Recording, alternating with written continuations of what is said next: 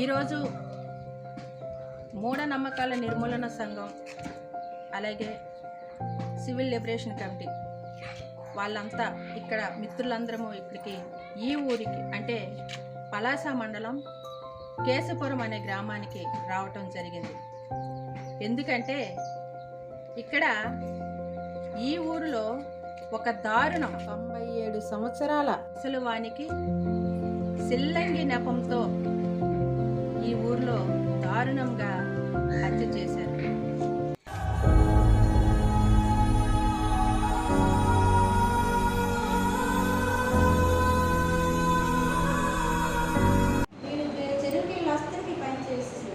బారిపోతాను ఆ పిల్లడు వెనక్కి వెళ్ళిపోయి వాళ్ళ మీద మీరు ఏమని 97 సంవత్సరాలు ముసలోడు రేపు మాకు 97 సంవత్సరాలు పోనీ వాళ్ళకి అనుమానం వచ్చి ఇలా కట్టుకుని నేను అడిగి నిలబెట్టి అందరూ ఎదురుగా అడుగుంటే బాగుంది. దాసుకు నాకు చెప్పాడు ఇది తప్ప నేరం అని మాకు పిలుస్తుంది. లేక పెద్దోడు కదా ఒంటి మీద తప్పకుండా అదే రోజు వచ్చాడు అదే రోజు దాసు ఊరు తేటి కూడా వచ్చి అనిపిస్తుంది. పోనీ ఇంట్లో తలగడేసి మీకు అంత కుట్రలు తలగడేస్తే అనిపిస్తుంది గవర్నం అన్నాడు గవర్నము నేను గుడ్లు కూడా రాయిపోయింది కళ్ళు గుడ్లు రాయిపేసి దెయ్యం తీసేసినట్టు ఆ తండ్రి మరి ఎంతమంది వచ్చి అటాక్ చేశారు? 8 మంది వచ్చారా? సంఘటన యొక్క మూలాలు కుటుంబ సభ్యులు చెప్పిన మేరకైతే ఒక భయంకరమైనటువంటి వాతావరణం కలుగుతుంది. ముఖ్యంగా నాగరిక సమాజంలో చెప్పుకున్నటువంటి ఈ సమాజంలో అనాగరిక చర్యలు 97 ఏళ్ల వృద్ధుణ్ణి అతి దారుణంగా కిరాతకంగా కళ్ళు పళ్ళు శరీర భాగాలు అసలు ముఖమైతే పూర్తిగా కనపడినటువంటి దృశ్యాలు ఆ కుటుంబ సభ్యుల వీడియోలో మాకు చూపించారు. ఎట్లా అంటే పళ్ళు పూర్తిగా లేవు, నాలుక కూడా కొయ్యబడి, అంటే హింస ఎంత తీవ్రంగా ఉందంటే భయంకరమైన మానవ సమాజం ఆలోచించడానికే భయం వేస్తుంది. నా తండ్రి తలుపు వేసుకున్న తర్వాత తలుపు గేట్ తీసినట్టు ఏం ఆడికి భయం లేదు కాబట్టి వచ్చినందుకు నేను వెళ్తానని సార్ నా తల్లి అనగా కూర్చోాను. కరెక్ట్గా ఆ లైటు బయట లైటు ఎనీ టైం వెళ్తున్నాం. మొత్తం లైట్లు అంతా ముసుగులైనా ఏ సేఫ్టీ భాగంలో మేము అలాంటిదండి చంపేసి ఉంటారట పొలంలో. నాకు 4 ఎకరాలు ఒకే ఒక లావటం ఆ పొలంలో చంపేసి ఉంటే మేము బాధ ఆ గడ్డలు పడిపోయినా కూడా బీపీ డౌన్ అయిపోయింది కాదని మేము బాధపడము. ఏమో చనిపోండి కాదని చనిపో అన్నట్టు వృద్ధుడికి ఎందుకు చనిపోయాడు? ఆడేటి ఇప్పుడు పెళ్లి చేస్తాడా? ఆడేటి ఆస్తిని గడిస్తాడా? ఏదైనా కూడా నాకు ఫోన్ చేసి ఒక్క మాట అడిగి ఉంటే మీ నాన్న చేస్తాను ఆ దోసరికి నిలబెట్టుందరు కలుపుకుంటారు. అందరికన్నా పెద్దడు ఆడే 9 మంది అన్నదమ్ములు ఒకే ఒక ఆడతారు 10 మంది ఆడి కొడుకులు మేము 5 ఉన్నాం. ఇంతమందికి కూడా 4 అక్కలకు కూడా 9 మంది మేనర్లు ఉన్నారు. నా కొడుకుతో కలిపి 10 మంది. కానీ ఇలా చేస్తారని నేను ఎప్పుడుగా ఊహించలేదు. జరిగిన పనిది ఇంతవరకు మా ఊర్లో జరిగిన పనిది. ఇక్కడ ఒక దారుణమైన సంఘటన జరిగింది. మూఢనమ్మకాల నెపంతో చేతబడి అనే పేరుతో ఒక వృద్ధుడిని దారుణంగా కిరాతకంగా హత్య గావించబడ్డారు. ఆ సంఘటన ఖండించేందుకు బాధితులకు సంఘీభావం తెలియజేసి ఎవరైతే ఆ హత్య చేశారో వారిని తీవ్రంగా శిక్షించాలని ప్రజా హక్కుల సంఘం మరియు మూఢనమ్మకాల సంఘం తరపున డిమాండ్ చేయడానికి గ్రామ సందర్శన జరిగింది. చూస్తుంటే ఈ రోజుల్లో విజ్ఞానం ఎంతగా అభివృద్ధి చెందిన ఈ రోజుల్లో మానవుడు అంతరిక్షలా పోయి గ్రహాలను పరిశోధిస్తున్న రోజుల్లో కూడా ఇటువంటి మూఢనమ్మకాలతో ఒక సాటి మనిషిని ఇంకొక వ్యక్తి చంపడం అనేది చాలా దారుణంగా తయారైంది. ఈరోజు ఈ గ్రామాన్ని పరిశీలిస్తేనే తెలుస్తుంది ఎంత అధ్వానంగా ఉందంటే మురికి కాలువలతోని చెత్త చెదారంతో దుర్మార్గమైనటువంటి నాగరిక జీవనం అనేది ఇక్కడ జరుగుతుంది.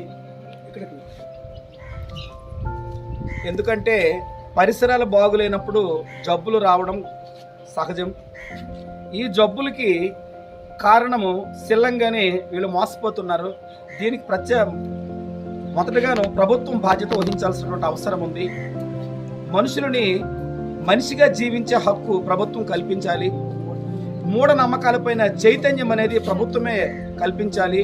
ఇలాంటి దాసులను, సన్నాసులను, సన్యాసులను, వీళ్ళు చేసే కుట్రలను, బాబాల రూపంలోన వీళ్ళు చేసే మోసాలను ప్రభుత్వం తీవ్రంగా పరిగణించి వీళ్ళందరినీ జైళ్ళలో వేసి బంధించాల్సినటువంటి అవసరం ఏర్పడుతుందని నేను ఈ సందర్భంగా తెలియజేస్తున్నాను.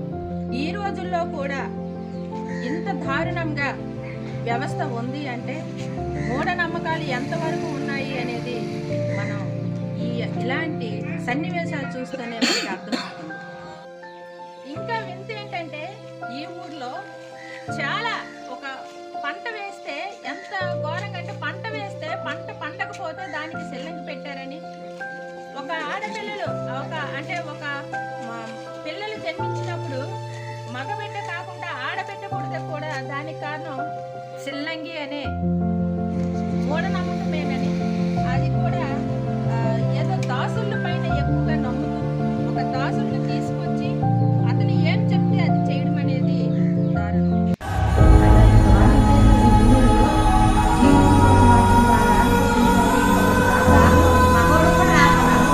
విశ్వాసాలని ఖచ్చితంగా మనం రూపుమాపాలే.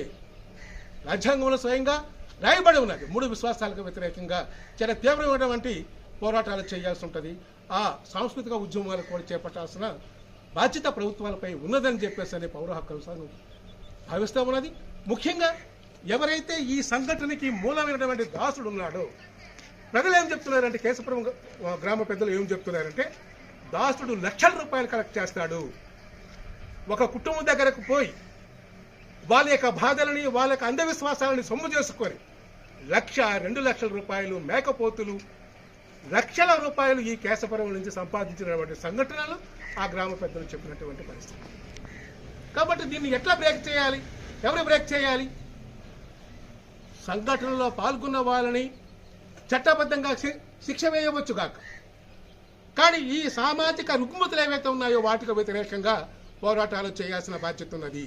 ఒక చైతన్యాన్ని నింపాల్సిన బాధ్యత ఉన్నది. ఎటుపోతున్నాం అసలు? ఇలాంటి మూఢనమ్మకాలన్నీ ఉండకుండా ప్రజల్లో చైతన్యం రావాలని కోరుకుంటూ, మరి ఎవరైతే 9 మందిని దోషులుగా ఇక్కడ అరెస్ట్ చేయడం కూడా జరిగింది. అందులో దాసునికి బెయిల్తో వచ్చారు. అలాగే ఉన్నవాళ్ళు జైల్లో ఉన్నారని కుటుంబ సభ్యులు చెప్తున్నారు. వాళ్ళకి న్యాయం చేకూర్చమంటున్నారు. ఎవరైతే ఈ హత్యకి చేశారో వాళ్ళని కఠినంగా శిక్షించాలని ఈ సందర్భంగా మూఢనమ్మకాల నిర్మూలన సంబంధంగా డిమాండ్ చేస్తూ, చిల్లంగి బాణామతి, చేతబడి చిల్లంగి బాణామతి, ఆత్మ దెయ్యం భూతం, ఆత్మ దెయ్యం భూతం, ఆత్మ దెయ్యం భూతం, మంత్రాలు మహిమలు, మంత్రాలు మహిమలు.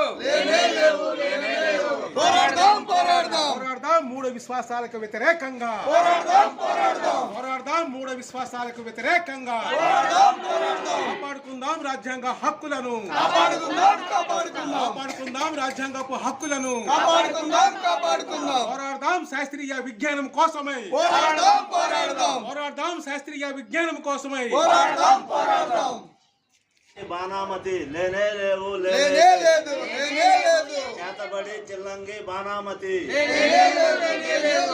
దెయ్యం భూతం ఆత్మ, దెయ్యం భూతం ఆత్మ, దాసుడు దెయ్యాలు తాయిత్తులు బోటకం, దాసుడు దెయ్యాలు తాయిత్తులు బోటకం. జై భీమ్, జై ఇన్సాన్, జై భీమ్, జై ఇన్సాన్, జై భీమ్, జై ఇన్సాన్. హంతకులను కఠినంగా శిక్షించాలి. హంతకులను కఠినంగా